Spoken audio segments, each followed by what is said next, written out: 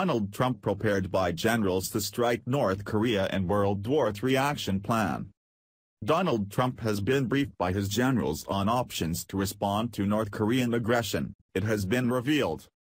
The president met with top defense officials on Tuesday to discuss his options as the world braces for another North Korean missile launch. In a statement, the White House said, "This morning President Donald J. Trump met with members of his national security team to receive a briefing from Secretary of Defense James Mattis and Chairman of the Joint Chiefs of Staff General Joseph Dunford." The briefing and discussion focused on a range of options to respond to any form of North Korean aggression or, if necessary, to prevent North Korea from threatening the United States and its allies with nuclear weapons. After the meeting, the U.S. flew 2 supersonic bombers over the Korean peninsula. The B-1B bombers flew over the Korean peninsula in a show of force late on Tuesday, according to South Korean authorities. It comes after months of threats and missile tests from the Hermit Kingdom, who last month tested a missile capable of reaching the continental U.S. Donald Trump's North Korea meeting was held in the Situation Room in the White House, where U.S. presidents traditionally hold war councils at times of conflict.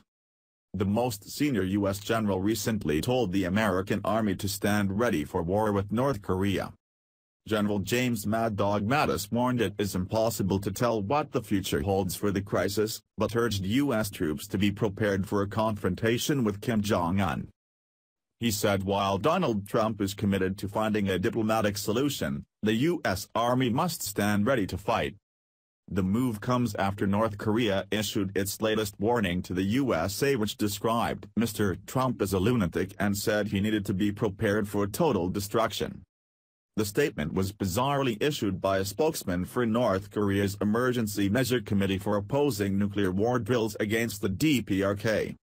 The spokesman said, "The evil cycle of escalation of tension persists and the danger of the outbreak of a nuclear war mounts on the Korean peninsula.